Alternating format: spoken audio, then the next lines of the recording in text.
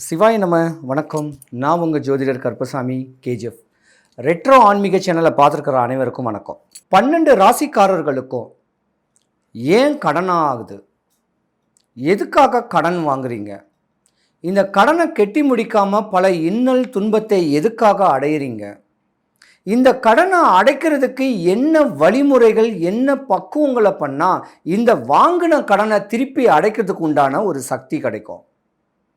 இப்படி இந்த கடன் எதுக்காக வருதுன்னு கேட்கறதுக்கு உண்டான அமைப்பை மட்டும் தெரிஞ்சுட்டு இருந்தா நம்ம அந்த கடத்தை வாங்காமல் அதுக்கு உண்டான வழிமுறைகளோட கடனாளி இல்லாமல், விரலுக்கேற்ற வீக்கம் கடனாளி இல்லாமல் யாருமே இருக்க முடியாது. ஆளாகப்பட்ட அம்பானியாக இருந்தாலும் கடன் வாங்க தான் செய்யணும். ஆனால் திருப்பி கொடுக்க எந்த வழியில், எந்த ரூபத்தில் நம்மளுக்கு அந்த கடன் அடையுது, யாருனால எவர்னால எப்படி கடவுள் ரூபத்தில் ஒரு பர்சன்னால் கடனை அடையக்கூடிய தன்மை எந்தெந்த ராசிக்காரர்களுக்கு வருது, இந்த 12 ராசிக்காரர்களும் ஏன் கடனாளியாக ஆகுறீங்க, ஒன்று மண்ணு மேலே போடுறீங்களா, பொண்ணு மேலே போடுறீங்களா, இல்லை நோய்க்கு விரயம் பண்ணுறீங்களா, பிள்ளைங்க படிப்புக்காகையா, வேற ஏதாவது ஒரு இன்னலுக்காக கடன் வாங்குறீங்களா, இப்படி கடனாளியாக மாட்டிக்கிட்டு கஷ்டப்படக்கூடிய ராசிக்காரர்களுக்கு எந்த வழிமுறைகளை, எந்த பக்குவம் பண்ணால் இந்த கடன் அடையும் கேட்குறது தான் இன்னைக்கு உண்டான ஒரு டாபிக். ரிஷபராசி அறம் பொருள், பொருள் சேர்க்கக்கூடிய தன்மைகள் உடைய ஒரு ராசி இந்த ராசி தான். இந்த ராசியை பொறுத்த வரைக்கும் 3 நட்சத்திர பாதங்கள் பலமாகவே இருக்கு. கிருத்திகை, ரோகிணி, மிருகசீரிடம். அப்போ சூரியன், சந்திரன், செவ்வாய். அரசியலில் பிரவேசம் பண்ணணும்னு ஆசைகள் இருக்கும், ஆடம்பரமான ஒரு வாழ்க்கை வாழணும்னு ஒரு ஆசைகள் இருக்கும். ஏன்னா உங்கள் ராசிலையும் செவ்வாய் பலமாக இருக்குது. ஏசி காற்று கீழே, ஃபேன் காற்று கீழே இருக்கிற இடத்துல இருந்தே சம்பாதிக்கணும்னு ஆசை தான் உங்களுக்கு அதிகமாக இருக்கும். நிறையா இந்த ஸ்டோர்ஸு, கடைங்க, ஜுவல்லரி ஷாப்பு, நிறையா கடைகளில் உட்கார்ந்த இடத்துலேருந்து வேலை பார்க்கணும்னு சொல்கிறாங்க பார்த்தீங்களா. ரிஷபராசி ஒரு கால வாகனத்துக்கு சமம். தான் சம்பாரித்து தான் குடும்பத்துக்கு ஸ்பிட் பண்ணி கொடுக்கக்கூடிய தன்மை, இருந்த இடத்துலேருந்தே கை காட்டி வரக்கூடிய தன்மை உடையவங்க தான் இந்த ராசியில் நிறையவே இருப்பாங்க. ரிஷபராசியை பொறுத்த வரைக்கும் சந்திரனுடைய மனநிலை ரொம்ப பலமாக இருக்கும், யோசனை திறனைகள்லாம் அதிகமாக இருக்கும். உங்களை பொறுத்த வரைக்கும் ரிஷபராசியில் அண்ணன் தம்பி உங்களுக்கு ஆவாது. அண்ணன் தம்பி உங்களுக்கு அகைன்ஸ் ஆகக்கூடிய தன்மைகளும் வரும். ரிஷபராசியை பொறுத்த வரைக்கும் பார்த்தீங்கன்னா ஒரு 35 வயசுக்கு மேலே தான் உங்களுக்கு யோகம். நீங்கள் அது வரைக்கும் பார்த்தீங்கன்னா இந்த 35 வயசு வரைக்கும் பிள்ளைங்களுடைய படிப்புக்கும், குடும்பத்துடைய ஒற்றுமைக்கும், குடும்பத்துக்கு தேவையான பொருள்கள் மூலாதாரங்கள் வாங்கிறதுக்கும் வாங்குகிற சம்பளம் இதுக்கே கரெக்டாக போகும். உங்களுக்கு கூட நல்ல ட்ரெஸ்ஸுகள்லாம் உடுத்த மாட்டீங்க, நல்ல சாப்பாடு சாட மாட்டீங்க. உங்கள் குடும்பத்துக்குன்னே ஓடக்கூடிய ஒரு தன்மை ரிஷபராசிக்காரங்களுக்கு நிறையாவே இருக்கும்.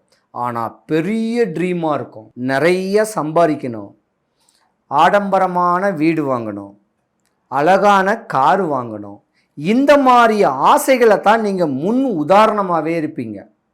நிறைய பேர் சேட்டுங்கள்லாம் இந்த ஜாதகத்தில் தான் நிறையவே இருப்பீங்க. அப்போ ரிஷபராசியில் உள்ள ஆண்களுக்கு பெரிய ஒரு எண்ணங்கள்லாம் இருக்கும். எப்படியாவது சம்பாதிச்சிடணும், ஏதாவது ஒரு சொத்து வராதுன்னு சொல்லக்கூடிய தன்மைகள் இருக்கும். ஆனால் ரிஷபராசிக்காரங்க முன்னோர் சொத்தில் ஏமாறுவீங்க. இன்றைக்கி சென்னையவே வச்சுக்கோமே, சென்னையில் இன்றைக்கி ஆடம்பரமாக பெரிய லெவலுக்கு பெரிய பெரிய காரு, பெரிய பெரிய வீடு இருக்கிறவங்க எல்லாமே பூர்வீக சொத்தை வச்சு தான் முன்னுக்கு இருக்காங்க. அவங்க உழைச்சி அவங்க கஷ்டப்பட்டு சம்பாதிக்கிற காசு கிடையாது. ஒன்று தகப்பன் வழி சொத்து, இல்லைன்னா தகப்பனுடைய தகப்பன் தாத்தா பாட்டனுடைய சொத்துல தான் ஆடம்பர வாழ்க்கை வாழுவாங்க. அந்த மாதிரியான ஒரு ஆடம்பர வாழ்க்கை உங்களுக்கு ஆசைகள் இருக்கும், ஆனால் அதுலேயும் ஒரு இடையூறு இருக்கும். ரிஷபராசிக்காரங்களை பொறுத்த வரைக்கும் எல்லாமே விலை உயர்ந்ததாங்க நீங்கள் வாங்குவீங்க. கடன் வாங்கி ஒரு பைக்கு வாங்கினா கூட விலை உயர்ந்த பைக்கு தான் வாங்குவீங்க. ஒரு கார் வாங்கினா கூட விலை உயர்ந்த காரை தான் வாங்குவீங்க. கடனை உடனே வாங்கியாது அந்த காரையும் அந்த லோனையும் அடைக்கணும்னு சொல்லக்கூடிய ஆதங்கங்கள் உங்களுக்கு இருக்கும். அப்போ சனி பரமாத்மாவுடைய எண்ணம் எப்படி இருக்குன்னா உங்களை கடன் வாங்க வைக்கும். அந்த கடன் வாங்க வைக்கிறத வந்து எப்படியாவது அடைக்கிறதுக்கு வழி கிடைக்காதான்னு சொல்லி விழிப்பிதுங்கி இருக்கக்கூடிய நேரங்களும் உங்கள் ஜாதகத்தில் வரும். அதுக்கு தான் சொல்லுவாங்க சனி பகவானுடைய காரகத்தன்மை. அந்த தன்மைக்கு ஏற்ற மாதிரியான ஒரு வழிமுறைகளை நம்ம பக்குவம் பண்ணிக்கிட்டோன்னா உங்கள் கடன் அடைகிறதுக்கு உண்டான சூட்சமங்கள் தெளிவாக நடக்கும். ரிஷபராசியை பொறுத்த வரைக்கும் ஒரு 40 வயசுக்கு மேலே தாங்க யோகம். அந்த 40 வயசுலேருந்து ஒரு 55 வயசு வரைக்கும் கொஞ்சம் நல்லா வாழலாம். ஆனால் சிறு வயசில் இருக்கிறவங்க ஆசைகள்னால உங்கள் கடனை அடைக்கிறதுக்குன்னே நீங்கள் ஓவர் டைம் வேலை பார்க்கணும். ஒரு சாதாரணமாக ஒரு 8 hours டியூட்டியில் வேலை பார்த்தீங்கன்னா உங்கள் தேவைகள் அதிகமாகறனால, உங்கள் கடன் அதிகமாகறனால, குடும்ப சுமைகள் அதிகமாக இருக்கிறனால 8 மணி நேரம் டியூட்டி 10 மணி நேரம் டியூட்டியை வேலை பார்க்கக்கூடிய தன்மை, உங்கள் உடல் ஆரோக்கியம் குன்றக்கூடிய ஒரு நேரமும் ரிஷபராசிக்காரர்களுக்கு உண்டு. வாழ்க்கையை நல்லா ருசித்து உங்களுடைய தேவை என்ன, இன்றைக்கி படிச்சுக்கிட்டு இருக்கிற பிள்ளைங்களுடைய படிப்பு என்ன, படிப்புக்கு மட்டும் கவனம் செலுத்திண்டு கல்யாணம் காட்சி ஆனவங்க தன்னுடைய மனைவிக்கும் தன்னுடைய அடுத்த ஒரு தேவைக்கும் தாங்கடம் வாங்கி வீங்கடம் வாங்காமல் கடனை வாங்கி நகைக்கு முதலீடு பண்ணிங்கன்னா ஒரு கிராம் வாங்குங்க. இன்றைக்கி 1 கிராம் விலை 8000 ரூபாய்னா 8000 ரூபாய் மாதம் ஒரு நகையில் போய் இன்வெஸ்ட்மெண்ட் பண்ணுங்கள். இல்லை ஒரு சீட்டு நாட்டுகளை கெட்டிக்கிட்டு வந்தீங்கன்னா உங்களுடைய ஃப்யூச்சர் கடனாளியாக இருக்காமல் கடன் இல்லாமல் வாழ்க்கை வாழக்கூடிய தன்மை உண்டு. ஆனால் லட்சக்கணக்கில் கோடி கணக்கில் கடன் வாங்கி வியாபாரம் பண்ணி அந்த முதலீடை விற்று பண்ணிங்கன்னா இப்போ உங்களுக்கு ஆவாத ஒரு நேரம் 2025 வரைக்கும் நடந்திருக்கும். இருந்திருந்தாலும் இந்த கடனை அடைக்கிறதுக்கு ஒரு சூட்சமமான முறையான ஒரு வழிமுறைகள், சின்ன வழிமுறை ஒன்று சொல்கிறேன் கேளுங்க. கடனுக்கு அதிபதி சனி பகவான், கடனை அடைக்கிறதுக்கு அதிபதி சுக்கிர பகவான்.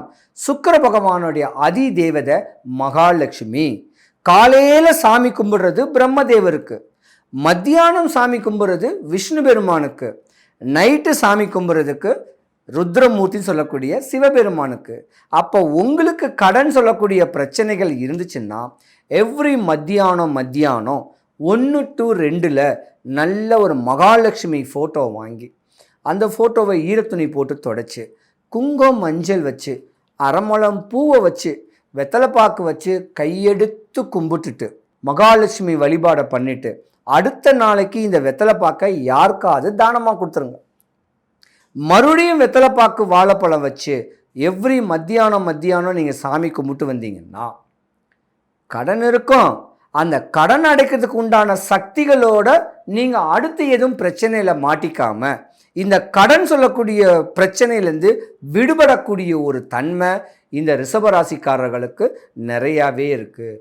பொதுவாகவே ரிஷபராசிக்கு இனி வரும் காலங்கள் நல்ல லாப சனியில் தான் வராரு. சனி பகவானுடைய இடம் பொருள் ஏவலை வச்சு தான் ஒருத்தருடைய தன்மை. கடன் வாங்க வைக்கிறது சனி பகவான், கடனை கொடுக்க வைக்கிறது குரு பகவான். அப்போ சனி பகவான் உங்கள் ஜாதகத்தில் நல்ல பலமாக இருக்கார். ராசிக்கு 2ஆம் இடத்துல குரு பகவானுடைய பெயர்ச்சி வரனாலையும் உங்கள் கடன் அடைக்கிறதுக்கு உண்டான ஒரு வாய்ப்பு நிறையாவே இருக்குது. பயம் வேண்டாம் ரிஷபராசிக்காரர்களுக்கு. இதுக்கு முன்னே என்ன கடன் பட்டிருந்தீங்களோ அந்த ₹1,00,000 கடனும் அடையிறதுக்கு உண்டான ஒரு வழிமுறைகள், இதை மட்டும் பக்குவம் பண்ணிட்டீங்கன்னா உங்கள் கடன் அடைஞ்சு நல்லா வாழலாம். ரிஷபராசி அன்பர்கள் அனைவருக்கும் சுபிக்ஷம், ஐஸ்வர்யம், கடாட்சியம் கிடைக்க, வடபழனி ஆண்டவனுடைய அனுகிரகம் உங்களுக்கு பரிபூர்ணமாக கிடைக்க எம்பெருமான பிரார்த்திக்கிறேன்.